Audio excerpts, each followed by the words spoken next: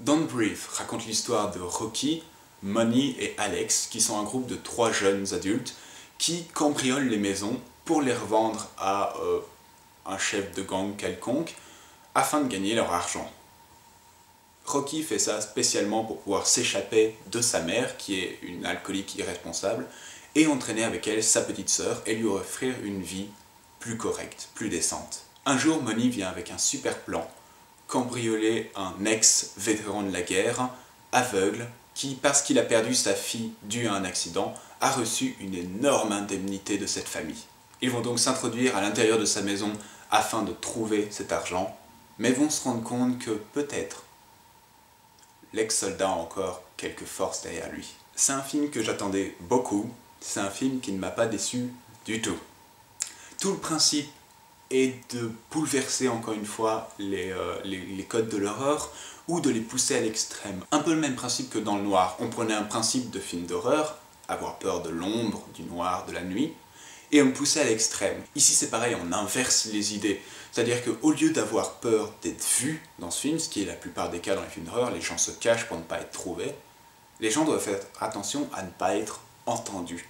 S'en découle alors plusieurs scènes où les protagonistes sont face à l'ennemi, mais n'ont pas besoin de se cacher, et donc on a des scènes de tension où ils ne bougent pas, où c'est le silence complet, et où ils sont face à cet homme aveugle qui marche devant eux, et où ils font le moins de bruit possible. Ce qui fait que forcément il y a un énorme travail sur l'ambiance sonore de ce film.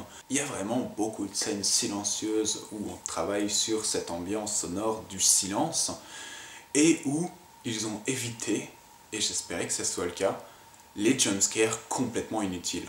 Il y a des jumpscares dans le film, mais ce sont des jumpscares qui sont réels, qui sont véritables, c'est-à-dire qu'ils sont dans le film, ce n'est pas juste un violon qu'on a ajouté au montage pour faire « Ah, tu as peur !»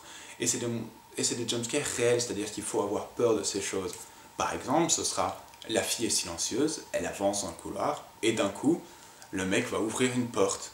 Il va pas la taper, il va pas la pousser super fort, le son de la porte ne va pas aller 3 fois plus fort que tout le reste, mais il va l'ouvrir, donc forcément ça créera un son dans cette piste sonore complètement silencieuse, qui théoriquement peut inciter le sursaut.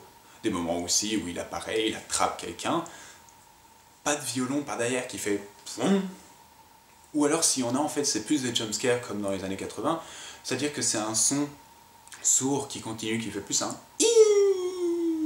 quand ça arrive. Et c'est pas pareil, ça n'a pas le même principe, ça ne surprend pas, ça accueille son apparition, ça rend un petit malaise. Mais ce n'est pas un jumpscare. Donc j'étais très content que le réalisateur décide de complètement épurer cette merde et essaye de créer plus une ambiance. Et une ambiance très intéressante parce que c'est le genre de film d'horreur que j'aime bien, où il n'y a pas de monstre, il n'y a pas de fantôme, il n'y a pas d'esprit. C'est un homme vivant, qui n'a pas du tout l'air surnaturel, magique, qui est normal, qui est comme vous et moi, et c'est beaucoup plus effrayant pour moi de mon point de vue. Par contre, niveau scénario, il y a des moments où le film est un petit peu bizarre, des exemples sans spoiler. Il y a un moment où ils essaient de s'échapper et toutes les fenêtres sont en fait barricadées, ont des barreaux, et juste après avoir vu ça et être piégé dans une salle, quelque chose rentre et pousse un des protagonistes par la fenêtre, et il passe complètement par la fenêtre et tombe en dehors de la maison. La fenêtre était barricadée, elle avait des barreaux. Comment est-ce que tu es passé à travers la fenêtre là d'un coup? D'autres moments où tu ne comprends pas comment est-ce que l'aveugle ne se rend pas compte que la personne est juste à côté de lui alors qu'il fait un bruit monstre. Des énormes coups de bol du genre t'aurais dû clairement mourir là, mais parce qu'il y a eu cette chose que le public a même du mal à y croire, t'es vivant. Mais le film est vraiment très bon et a vraiment une bonne tension qui se crée, à nous forcer à respirer nous-mêmes un bon coup et de ne laisser sortir aucun son de notre bouche. Si seulement c'était le cas. Le plus grand problème du film, c'est son public. Si vous devez aller voir ce film au cinéma, et je vous le conseille, c'est une très bonne expérience, faites attention à votre public. Le plus gros problème avec les films d'horreur d'aujourd'hui, c'est que lorsqu'on donne ce genre de film, où la tension est réfléchie, après 50 minutes, 1 heure, l'attention du public commence petit à petit à diminuer. parce qu'ils sont incapables d'apprécier ce genre de film. Ils sont complètement aseptisés par tous ces films débiles qui balancent le plus de jumpscares, que leur but est de te faire sursauter le plus de fois dans ton siège, que lorsqu'ils ont un film qui ne le fait pas et qui essaye de créer une tension et de réellement faire peur, après 1 heure, ils perdent complètement l'attention du public.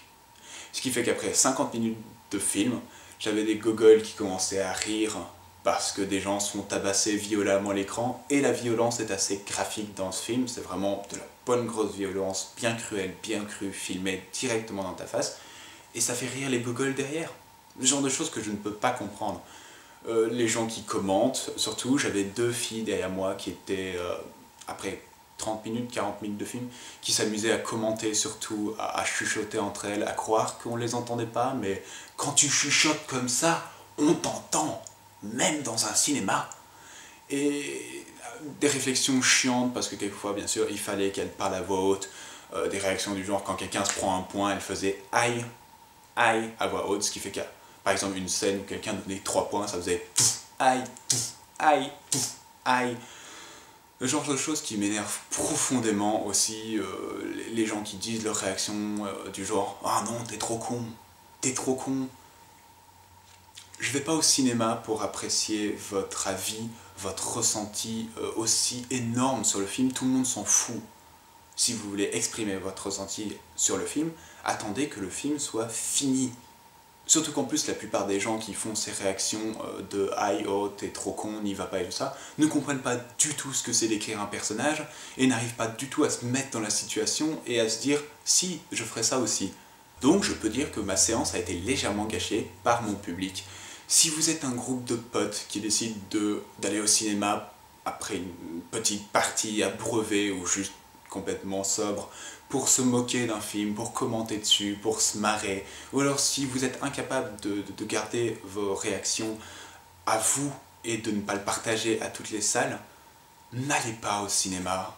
Respectez les gens qui y vont pour voir un bon film, qui ont envie d'avoir une bonne expérience, ou pour ceux qui respectent et que pour eux c'est un art. Mettant ça de côté, je répète, le film est vraiment très bon et mérite amplement votre attention. Si je devais donner une cote à Don't Breathe, ce serait un 15,5 sur 20. Comme toujours, merci d'avoir regardé cette vidéo. Si elle vous a plu, vous pouvez l'aimer, la partager et vous abonner à ma chaîne. Vous pouvez également me suivre sur Twitter et je vous retrouve la prochaine fois pour une nouvelle vidéo.